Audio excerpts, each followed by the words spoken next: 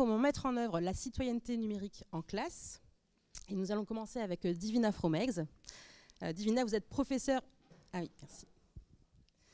Divina, vous êtes professeur émérite en sociologie des médias à l'Université de la Sorbonne Nouvelle, chère UNESCO. Vous êtes également cofondatrice de l'association Savoir Devenir.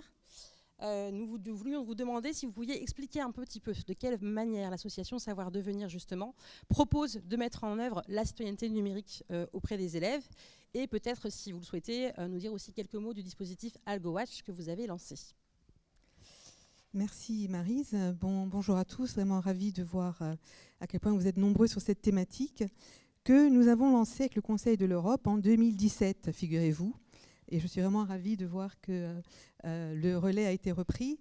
2017, c'est l'année de fondation de Savoir Devenir aussi, et nous étions vraiment sur ces idées de citoyenneté numérique, éducation aux médias et à l'information. Arrivaient les troubles de l'information comme la radicalisation, comme la désinformation.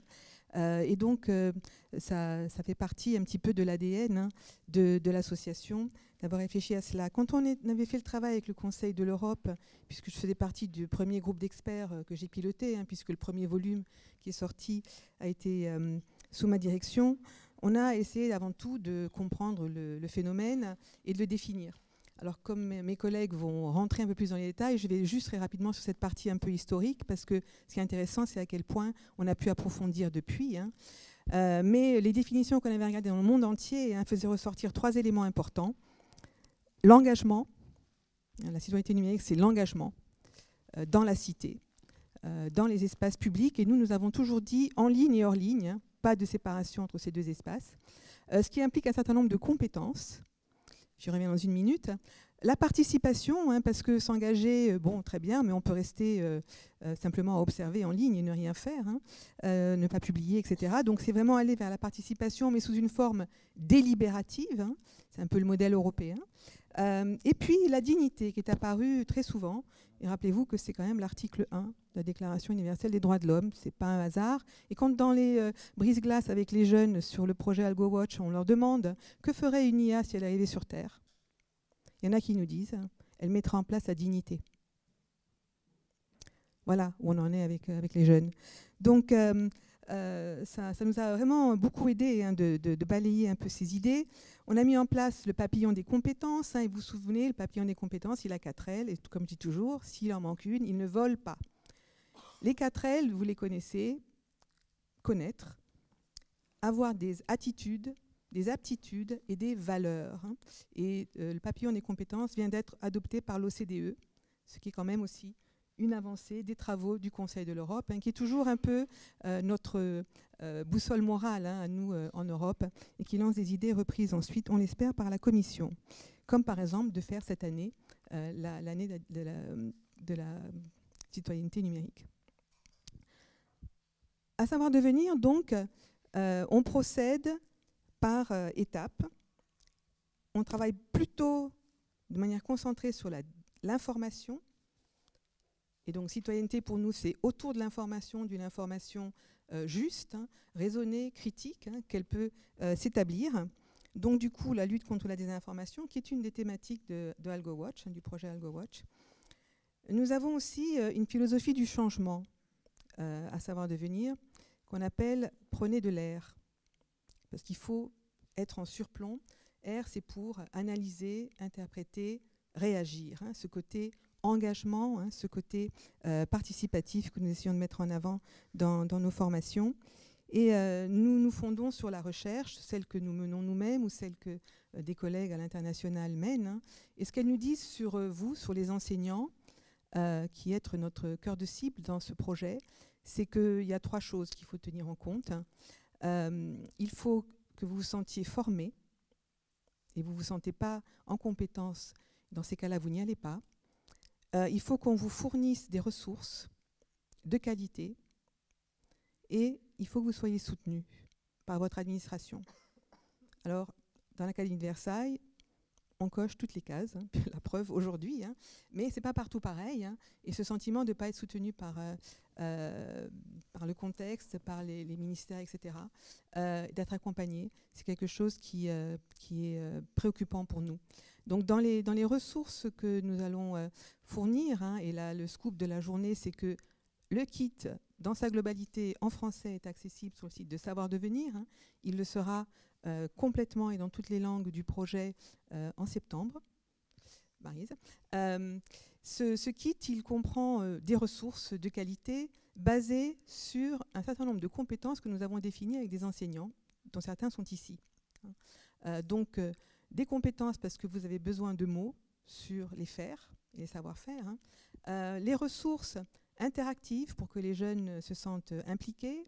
Donc, des quiz, toute une série de quiz. Un jeu qui s'appelle Eunopia, mission IA. Et des brise-glaces, parce que ça permet aussi de libérer la parole, hein, et de libérer en classe. Le tout avec des ressources de scénarios pédagogiques et la possibilité de faire des expositions. Hein, vous avez dû la voir en passant. Je vous recommande d'y aller tout à l'heure en sortant des affiches qui permettent de réfléchir, de discuter, hein, de tailler le morceau, ce qu'on voit et ce qu'on a vu à Universcience quand on a fait la première exposition. Voilà. Alors, comment engager des jeunes sur des projets comme ça? Quand vous leur dites citoyenneté, ils n'y vont pas. Ce n'est pas leur thématique préférée. Donc, nous, on a blindé un peu la question en leur proposant 4 thématiques engageantes, dont une qu'ils ont choisie. Une seule, parce que nous avons quand même un certain nombre d'obligations. Et puis, on se disait, pour l'ancrage pédagogique, citoyenneté, information, c'est des ancrages que vous pouvez faire dans vos classes. Hein. Voilà. Donc, citoyenneté, on l'a un peu imposée. Santé, on s'est dit que c'était important pour eux. Climat, on sait que c'est une de leurs préoccupations importantes. Hein. Et quand on les a laissés choisir, devinez ce qu'ils ont dit. Ça va faire le lien avec ce qu'a dit Sophie Joël. On a cru que c'était ça a failli l'être. Relations en ligne. Mais dedans, il y a évidemment tout ce que tu as dit sur les cyberviolences, etc., hein, le ressenti par rapport à tout ça. Voilà, relations en ligne, souvent quand on leur laisse le choix, c'est là où ils vont. Et pourquoi pas. De toute façon, nous, on les attend toujours derrière avec les compétences, attitudes et valeurs. Hein. Mais c'est intéressant de voir, hein, comment ils font ces choix et comment ça peut être basé sur la recherche, mais aussi sur la réalité en ligne. Voilà, donc ça, c'est l'essentiel, hein, en quelques mots, de AlgoWatch. Il y a des ateliers cet après-midi, donc je ne vais pas en dire beaucoup plus. Hein, simplement vous dire que vous pouvez trouver, donc, si vous voulez, dès maintenant, sur le site de savoirdevenir.net, les ressources. Sophia me disait, j'ai tout mis là maintenant. Et puis, on va continuer à alimenter, hein, ce site jusqu'à septembre, qui est la fin du projet. Et pour le reste, nous sommes à votre disposition, l'équipe d'AlgoWatch, et de Savoir Devenir toute la journée. Merci.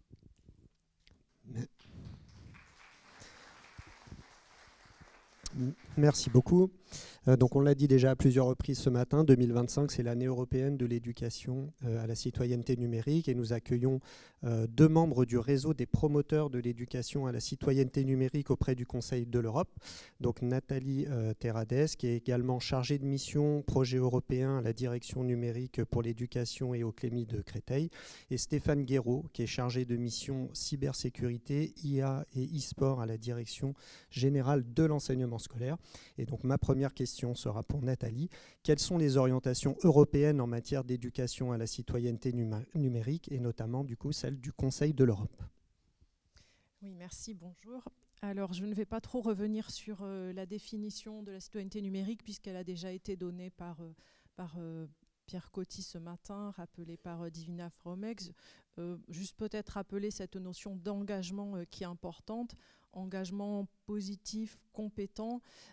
Donc on est vraiment sur la transmission de valeurs pour vivre ensemble, avec dans l'éthique, avec dans l'égalité, dans notre diversité culturelle et avec la responsabilité de soi, mais aussi des autres, et en gardant son esprit critique. On peut rappeler que le Conseil de l'Europe travaille vraiment autour de 3 valeurs fondamentales qui sont la défense de la démocratie, les droits humains, l'état de droit et en s'appuyant sur la collaboration avec ses 46 États membres. Alors, l'éducation à la citoyenneté numérique est à l'agenda du Conseil de l'Europe depuis vraiment de nombreuses années. Alors, je ne vais pas bien sûr détailler les étapes, ça serait long, on a peu de temps, mais nous y voilà cette année 2025 qui a été proclamée année européenne de l'éducation à la citoyenneté numérique du Conseil de l'Europe. Elle a été donc lancée officiellement en France, à Strasbourg, en janvier, avec les autres États membres. Et concrètement, les pays sont invités à promouvoir leurs dispositifs, leurs ressources en matière d'éducation à la citoyenneté numérique, à collaborer dans les pays entre les parties prenantes et puis même entre pays. Mais c'est une étape 2025. On ne va pas s'arrêter à la fin de l'année. Ce qui est en œuvre là, c'est l'élaboration d'une feuille de route stratégique commune à tous les pays pour mettre en œuvre donc, un projet d'éducation à la citoyenneté numérique pour la période 2027-2031 dans l'ensemble des États membres. Voilà, et tout cela arrive donc dans cette année qui est une étape, un élan. Donc je vais m'arrêter là. Merci beaucoup. Et donc Stéphane Guéraud, vous parliez justement de ressources. Quelles sont les ressources et les outils qui sont mis à la disposition des enseignants pour mettre en œuvre cette citoyenneté numérique en classe, ressources peut-être à l'échelle européenne et également ministérielle?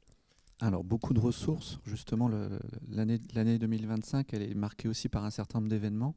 Le dernier en date, c'était la semaine dernière à Strasbourg, où il y a eu un forum d'éducation à la citoyenneté numérique, où on a pu faire un petit peu nos courses, en quelque sorte, pour voir un petit peu ce qui se passe dans tous les pays européens, et c'est très riche.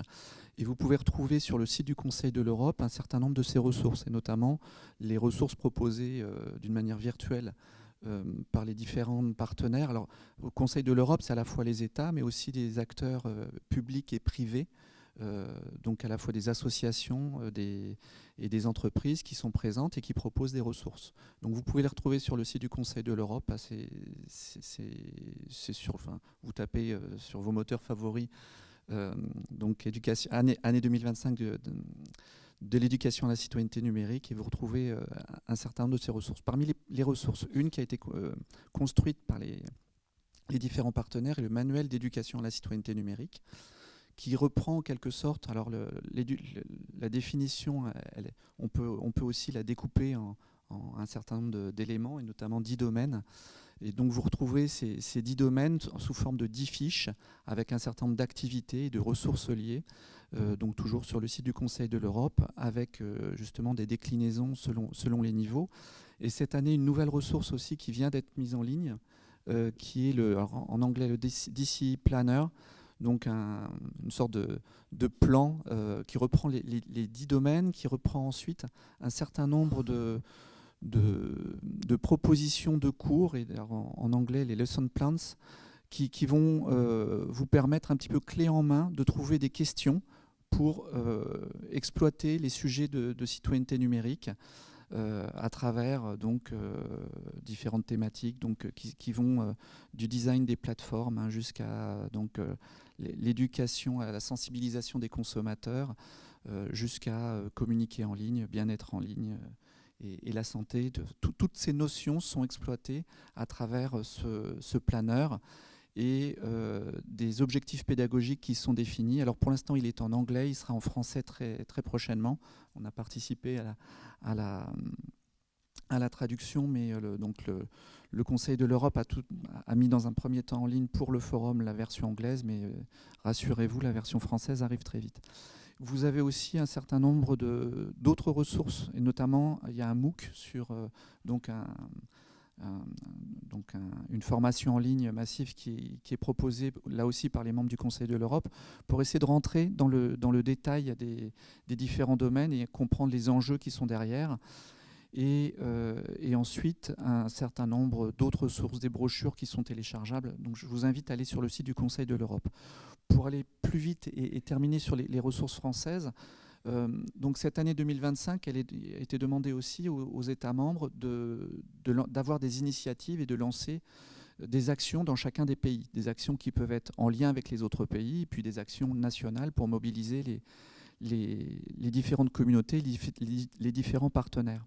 Et dans ce cadre, on a lancé donc, au niveau du ministère de l'Éducation nationale une communauté qui est en fait un espace magistère que vous pourrez retrouver donc, sur la page EduScol et que je pense les organisateurs aujourd'hui, les collègues pourront vous partager le lien.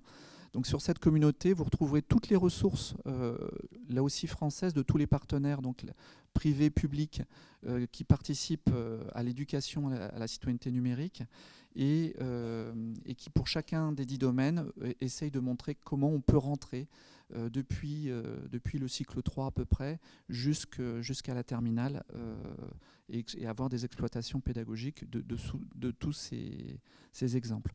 Vous aurez aussi des webinaires qui sont organisés régulièrement. Le dernier en date était avec la CNIL autour du citoyen et des données, et notamment des questions des droits numériques. Hein, et en particulier, on a parlé de l'effacement, du signalement, etc. On en a parlé avec la CNIL à ce moment-là, et ce sont des ressources que vous pouvez exploiter. Et le prochain sera avec Viginum la semaine prochaine, le 10 juin, autour des enjeux démocratiques et de la manipulation de l'information. Et donc Viginum, qui est une autorité française qui est en charge justement de la protection de l'information et de la manipulation contre les ingérences étrangères. Voilà pour ce qui est de nos actions. Merci Stéphane. Donc, on rappelle voilà, vos adresses mail si vous avez envie de contacter Nathalie ou Stéphane. Alors, on va donner la parole à Élodie Gauthier. Donc, Élodie Gauthier, vous êtes coordinatrice du CLEMI de l'Académie de Créteil. Vous êtes également référente académique EMI. Est-ce que vous pouvez nous expliquer un petit peu comment le CLEMI, peut-être dans votre académie ou de manière nationale, fait le lien justement entre l'éducation aux médias et à l'information et la citoyenneté numérique? Alors, je sais pas, je vais essayer de répondre à cette question. Je vais essayer aussi de vous dire quelques mots de nos stratégies, en fait, hein, à l'échelle académique. Sur la page EduScol concernant la citoyenneté numérique, j'ai retrouvé cette formule: le renforcement des compétences numériques est aujourd'hui un impératif, c'est avant tout un enjeu pour la vie démocratique. On pourrait modifier et remplacer par l'éducation aux médias à l'information. Le renforcement des compétences en matière d'éducation aux médias à l'information est aujourd'hui un impératif et c'est avant tout un enjeu pour la vie démocratique. Si on reprend également l'ensemble des domaines liés aux compétences identifiées par le Conseil de l'Europe pour la citoyenneté numérique, être en ligne, s'engager positivement dans la société numérique, développer une relation saine avec les technologies, être conscient de ses droits, de ses responsabilités, ça suppose d'abord de comprendre son environnement informationnel, de comprendre le fonctionnement des services qu'on utilise au quotidien. Et vous savez bien que nos environnements informationnels évoluent très rapidement et évoluent sans cesse. Donc pour nous, l'importance en matière d'éducation aux médias à l'information, pour permettre que celle-ci soit mise en œuvre dans les classes, c'est d'outiller nos collègues.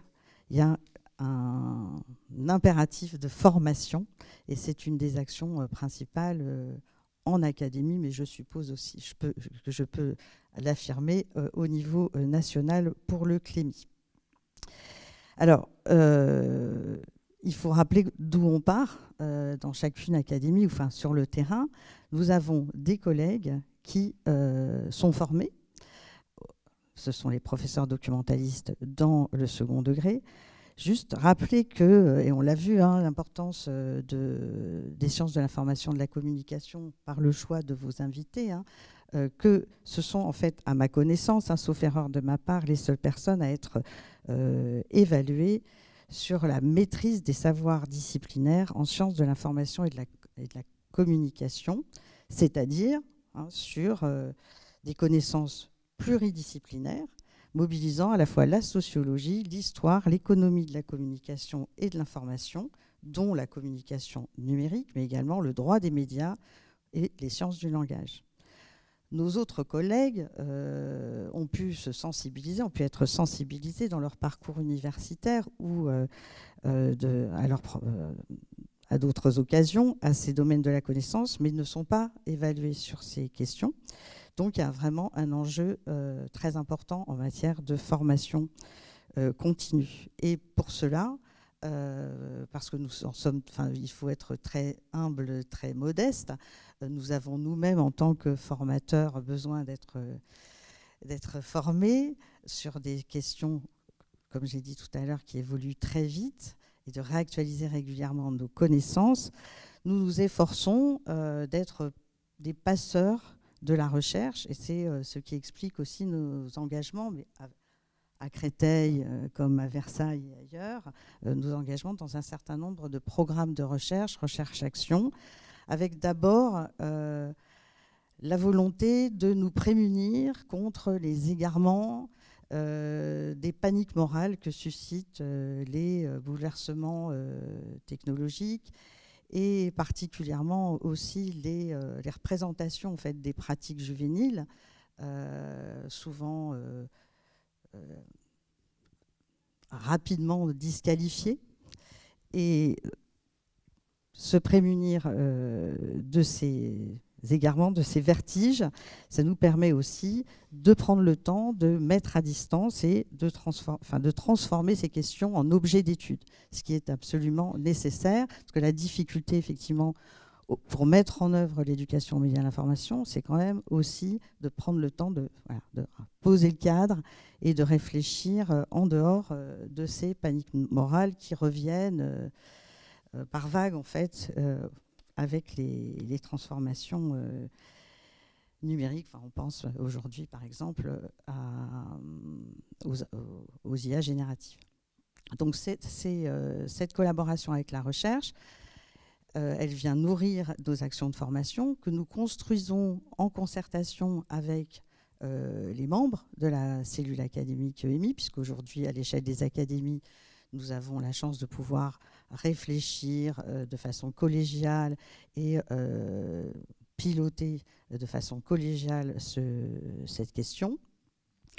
Et puis, ces apports de la recherche viennent nourrir nos formations, mais viennent aussi nourrir des dispositifs à mettre en œuvre en classe, en lien avec les programmes, bien sûr, mais aussi en lien avec d'autres éducations transversales, enseignements transversaux, parce que là, pour peut-être reboucler, il s'agit bien d'un enjeu de vie démocratique, que de faire en sorte que l'éducation aux médias et à l'information, comme l'éducation à la citoyenneté numérique, ne soit pas hors sol et qu'on soit en mesure de faire le lien, comme nous y invitent d'ailleurs les nouveaux programmes d'éducation morale et civique, avec l'éducation au développement durable, l'éducation à l'égalité filles-garçons, la lutte contre les LGBT-phobies, les VARS, l'éducation au droit, on en a parlé, un certain nombre de dispositifs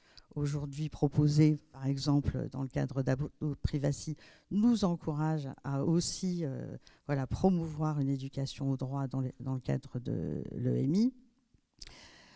L'idée étant de faire sens, de mobiliser avec l'éducation aux médias et à l'information des sujets qui concernent, qui préoccupent les élèves et qui suscitent leur engagement. Voilà. Merci beaucoup. En janvier 2022, vous le savez tous, une circulaire a permis de renforcer l'éducation aux médias et l'information, et donc notamment la création des cellules académiques. Et donc mes deux prochaines questions seront pour Viviane Hidou, qui, je le rappelle, donc, est inspectrice d'histoire-géographie et co-référente académique pour l'EMI dans l'Académie de Versailles. Donc, chère Viviane, pouvez-vous nous rappeler le rôle de la cellule académique EMI et nous préciser son champ d'action pour la mise en œuvre de l'éducation à la citoyenneté numérique? Merci Franck.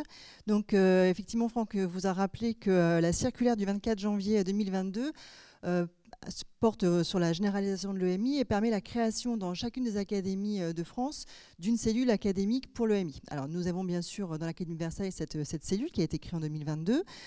Une cellule donc qui est pilotée par 2 référentes académiques, c'est la particularité de notre académie, qui sont 2 IAIPR, donc Gaëlle Parvillers qui est IAIPR établissement et vie scolaire, pardon, et moi-même IAIPR d'histoire-géographie.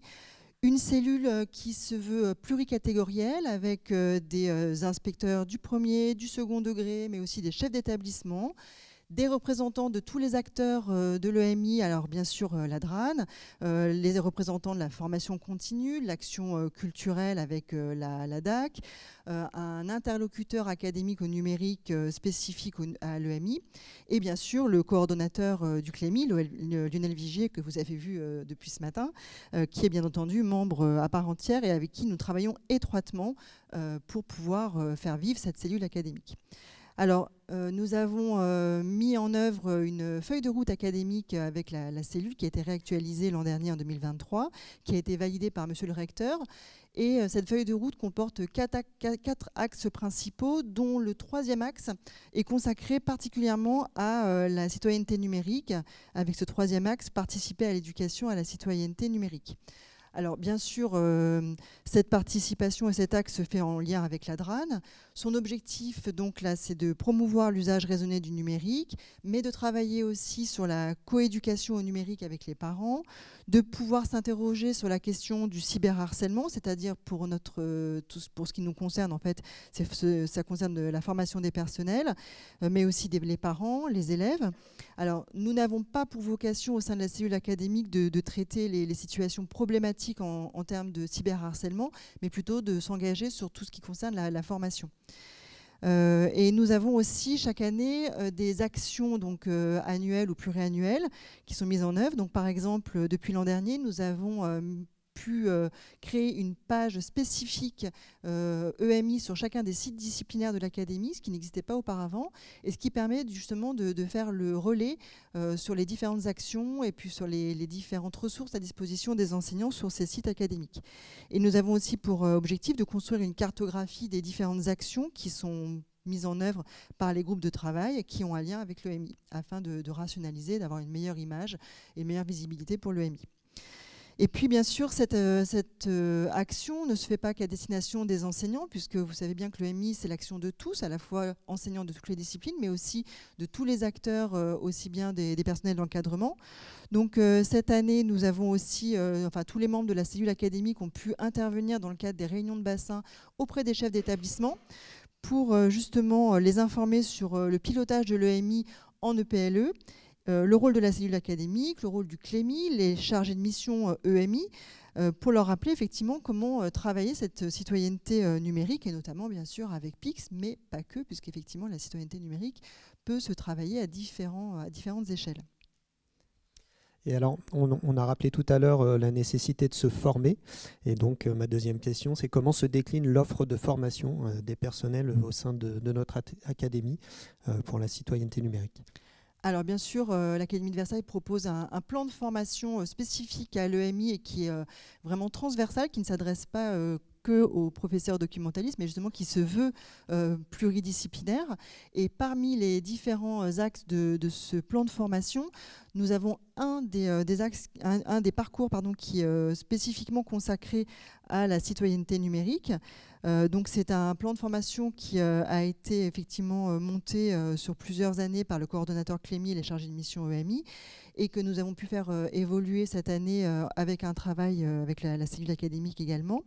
Et donc dans ce parcours développer la citoyenneté numérique qui s'adresse bien, je le répète, à tous les enseignants de toutes les disciplines, c'est un parcours qui se veut progressif, avec un premier niveau découvrir, pour découvrir la citoyenneté numérique en lien avec l'EMI, un deuxième niveau explorer pour justement travailler sur les réseaux sociaux et les usages responsables, et puis un dernier niveau approfondir une thématique qui propose plusieurs modules, l'EMI pour prévenir les cyberviolences, l'OSINT pour utiliser les données ouvertes en EMI, vous aurez d'ailleurs un atelier cet après-midi sur cette thématique, et un autre module sur l'identité numérique. Et bien sûr, comme je vous le disais, nous ne nous arrêtons pas à la formation des enseignants, mais aussi cette formation s'adresse aux cadres. Et cette année, nous avons pu mettre un premier webinaire sur l'EMI à destination des cadres de l'académie, aussi bien chefs d'établissement, inspecteur premier et second degré, voie professionnelle, générale et technologique, avec l'intervention de Jérôme Grondeux, inspecteur général spécialiste des questions de citoyenneté et de l'EMI, qui a permis en fait de faire un point spécifique sur la citoyenneté numérique autour des défis des réseaux sociaux et de l'intelligence artificielle. Merci beaucoup. Je vais te recéder le micro, Maryse. Ouais.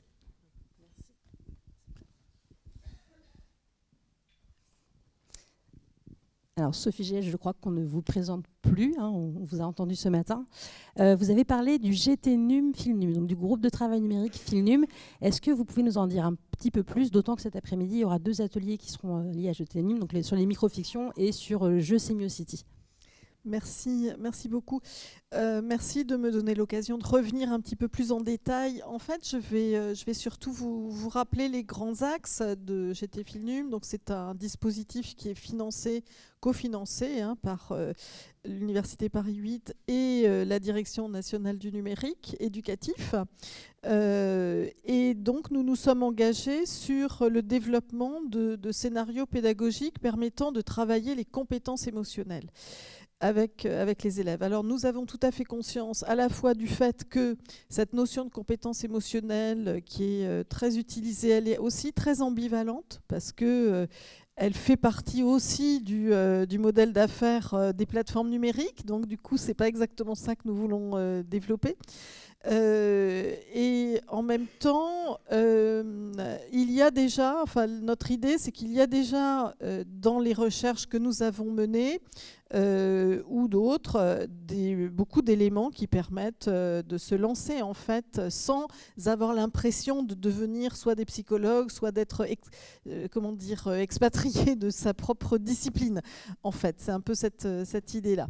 Donc nous avons proposé 5 axes de travail, plus un qui est à creuser, sur lequel jusqu'à présent d'ailleurs nous n'avons pas commencé à y réfléchir, et sur lequel notamment, voilà, évidemment au moment où on s'y met, bon, bref. Un sur lequel nous n'avons pour l'instant pas encore commencé à travailler, en tout cas de façon explicite, et sur lequel j'aimerais beaucoup pouvoir y travailler et réfléchir avec des enseignants. Le premier axe est celui des compétences émotionnelles liées à l'image, au décodage de l'image. Donc là, c'est des connaissances qui sont tout à fait disponibles, qui sont parfois un peu anciennes pour certains d'entre vous, mais qui sont réactualisables, qui consistent notamment à diffuser la technique de la sémiotique, enfin la méthodologie plus exactement de la sémiotique sociale et du décodage des filtres culturels tels que Alexandra Seimer, Nolwenn Tréondard l'ont formalisé, et nous avons déjà plusieurs enseignants qui travaillent notamment avec Virginie Pio ici présente ou Ghislaine Benjama sur ce décodage, le décodage des images, notamment autour du jeu Semiocity, mais pas seulement. Ça peut être aussi en lien, il y a des ateliers qui ont été faits, qui seront présentés le 10 juin autour du photojournalisme. Il y a aussi un travail sur les séries qui est possible, sur les séries de fiction, auxquelles participe notamment Lucille Coquelin, mais voilà, d'autres. Le deuxième axe, c'est celui lié au contenu sériel, mais aussi lié à la question de la construction des identités de genre ou de la représentation des sexualités dans les séries. C'est Laurence Corroy qui est au CREM, donc à l'Université de Nancy, qui est aussi partenaire de notre GT Filnum, qui y travaille. Et le 2 juin, nous aurons une de ces doctorantes qui présentera ses travaux et voilà, qui pourront être repris et diffusés aussi en Île-de-France. Nous avons un troisième axe qui a été moins employé jusqu'à présent, mais qui était prometteur. Ensuite, ça dépend aussi de la disponibilité des enseignants, mais c'était celui sur les plateformes éducatives auxquelles Nolwenn Tréandard et Tiffaine Carton ont travaillé. Tiffaine Carton qui y a consacré sa thèse. Et donc l'idée c'est d'aller observer à la fois ce qui se passe dans les classes et en même temps de proposer des protocoles d'action avec les élèves. Quatrième axe, c'était autour, alors défendu notamment par Jean-Marc Meunier, qui est maître de conférence en psychologie cognitive et qui est présent, c'est l'éducation à l'empathie et l'idée de travailler à la lutte contre le harcèlement par le développement de l'empathie avec des projets donc, qui sont encore un peu embryonnaires, mais qui étaient intéressants notamment autour de la poésie et de la place de la poésie, mais aussi de l'image avec des projets de création vidéo. Le cinquième axe, je vous en ai déjà un peu parlé, c'est l'axe de continuation de travail autour d'AdoPrivacy. Donc, pour le Conseil de l'Europe, vous rappeliez l'importance de l'état de droit. Et l'état de droit ne fonctionne que si les citoyens, même les jeunes citoyens, sont informés du fonctionnement des institutions. Je sais que c'est plus très à la mode, mais c'est quand même la base. Fonctionnement des institutions. Et fonctionnement du droit, et donc il y a la question du droit au numérique, mais bien sûr que, sur les espaces numériques, ce sont tous les droits en fait qui sont mis en jeu. C'est pas seulement les droits liés au fonctionnement des plateformes numériques ou à l'effacement, etc. Et pas seulement les droits liés au règlement général sur la propriété des données personnelles, le RGPD, mais beaucoup d'autres droits. Et nous avons proposé, nous travaillons depuis plusieurs années avec des enseignants dans la continuité donc, des dispositifs qui ont été mis en place dans AdoPrivacy et qui reposent sur des micro-fictions donc, que nous pourrons revoir cet après-midi. Donc c'est important, l'éducation au droit c'est un élément essentiel. Nous sommes passés d'un système politique dans lequel l'État régulait vraiment, régulait notamment les médias, à un système dans lequel la bascule est passée du côté de l'autorégulation des entreprises, ce qui suppose en fait une vigilance des citoyens. Et donc, ce qui suppose en fait le transfert de responsabilité sur les citoyens, sur les jeunes, sur les enseignants, beaucoup. Hein.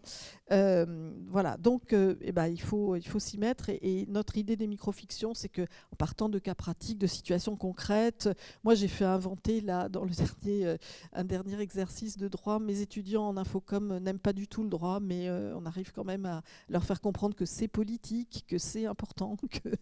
Et donc ils ont inventé pas mal de microfictions nouvelles, et donc on voit comment le fait d'ancrer des questions un peu générales dans des situations concrètes, même à l'université, ça peut susciter l'imagination et la réflexion.